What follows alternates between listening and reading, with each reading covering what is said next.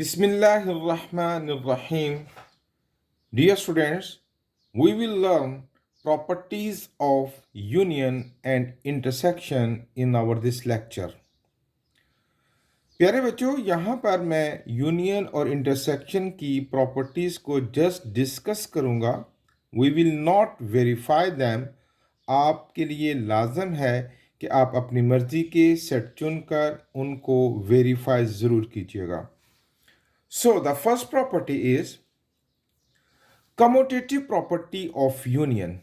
That is, अगर हम कोई से दो सेट लें और उनका यूनियन फाइंड करें ए यूनियन बी, तो अब दूसरी साइड पर अगर आप इसको रिवर्स कर दें लाइक बी यूनियन ए, तो दोनों के आंसर सेम आएंगे.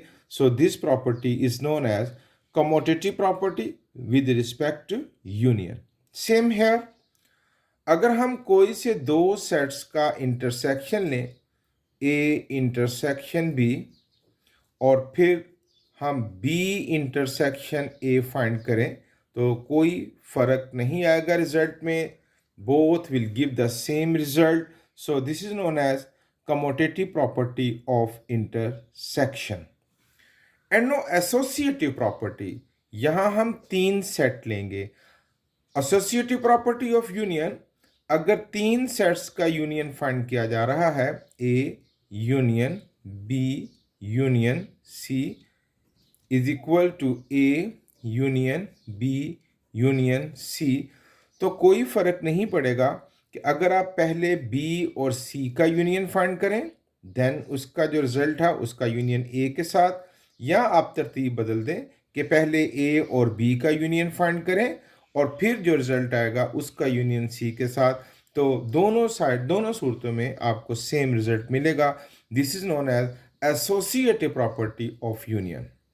उसी तरह एसोसिएटिव प्रॉपर्टी ऑफ इंटरसेक्शन, अगर तीन सेट्स का इंटरसेक्शन फाइंड किया जा रहा है A intersection B intersection C is equal to A intersection B intersection C, तो कोई फ़र्क नहीं पड़ेगा कि आप कोई भी तरतीब रखें कि पहले बी और सी का इंटरसेक्शन फाइंड करें फिर उसका इंटरसेक्शन ए के साथ, या कि पहले आप ए और बी का इंटरसेक्शन फाइंड करें फिर रिजल्ट जो आए उसका इंटरसेक्शन सी के साथ फाइंड कीजिए. This is known as associative property of intersection. अब है distributive property of union over intersection. अब देखें, अगर एक सेट है ए और उसका आप यूनियन फाइंड करेंगे बी इंटरसेक्शन सी से, associative property of union over intersection, over वाला साइन अंदर आएगा, इज इक्वल टू, तो भाई एक तो तरतीब ये हो गई. अब आप इसको सेपरेट भी कर सकते हैं. जैसे आप पहले ए और बी का यूनियन फाइंड कर लें ए यूनियन बी, फिर ए और सी का यूनियन फाइंड कर लें ए यूनियन सी, और बाद में आप उनका इंटरसेक्शन फाइंड कर लें.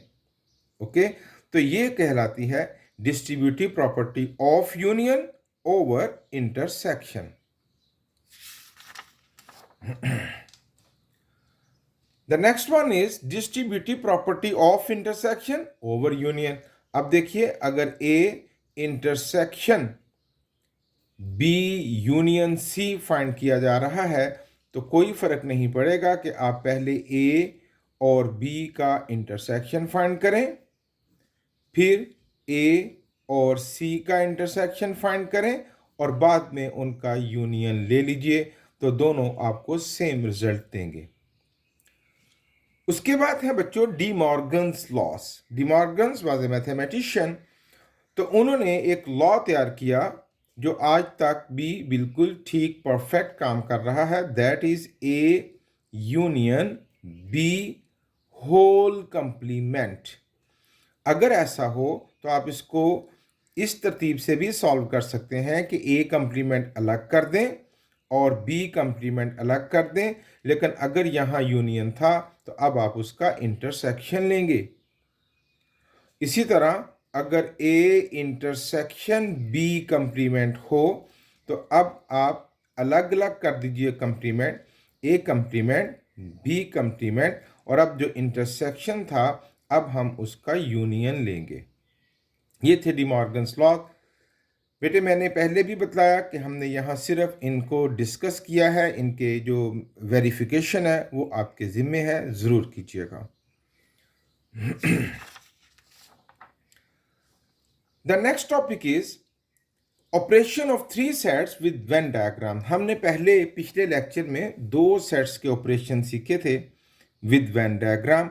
अब 3 सेट्स हैं जिसको हम वेन डायग्राम की मदद से उनके ऑपरेशन सीखेंगे कि हम इनको कैसे शेड करेंगे। आसान है।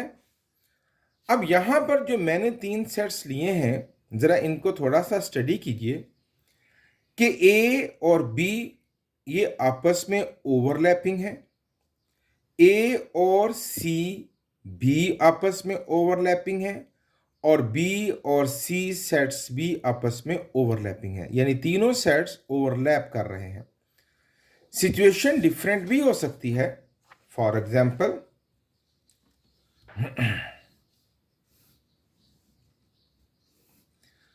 ऐसा भी हो सकता है कि ए और बी डिसजॉइंट हों, ये देखिए, और जो सी है वो सिर्फ बी के साथ ओवरलैप करे।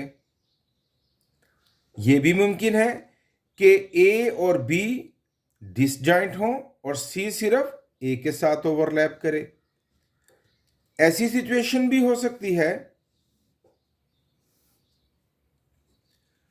कि ए और बी डिसजॉइंट हैं और सी दोनों को ओवरलैप कर रहा है।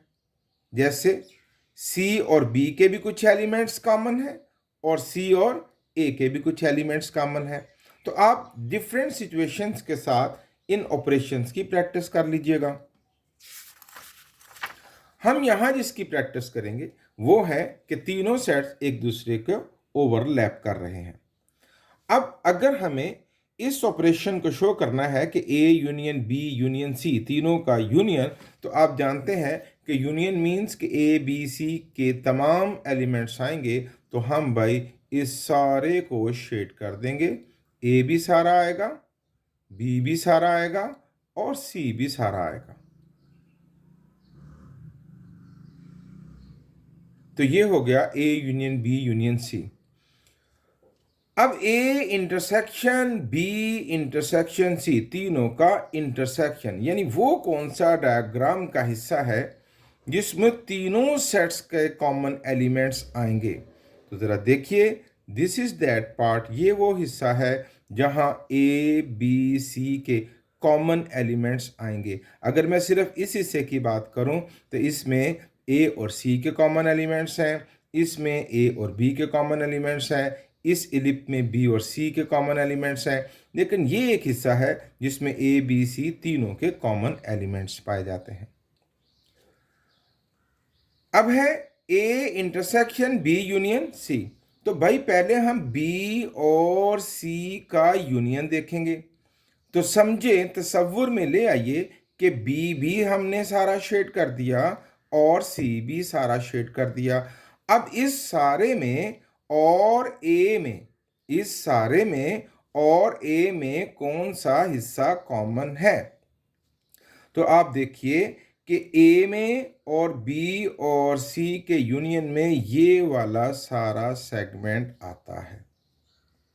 ये ए के भी एलिमेंट्स इसमें आएंगे और बी और सी के यूनियन के भी सारे एलिमेंट्स इसमें आएंगे। उसी तरह है बी इंटरसेक्शन सी फाइंड कर लेते हैं। बी और सी के इंटरसेक्शन में ये वाला पोर्शन आ गया और अब इसका यूनियन हम फाइंड करेंगे ए के साथ। तो भाई ये हो गया बी और सी का कॉमन एरिया इंटरसेक्शन, और अब यूनियन में ए सारा भी साथ शामिल हो जाएगा। तो ये वाला पोर्शन भी हम शेड कर देंगे। ये जो बेटे शेडिंग है ना, शेडिंग के ज़रिए जो हमने रिप्रेजेंट करना होता है, इसका ब्रेन एक्सरसाइज से ताल्लुक़ है। इसके कोई स्टेप्स नहीं कि मैं आपको सॉल्व करके दिखला दूं। आप जब जब इसकी प्रैक्टिस करेंगे यू विल बी एक्सपर्ट इंशाल्लाह। तो अच्छे तरीके से प्रैक्टिस कीजिए। Thank you very much.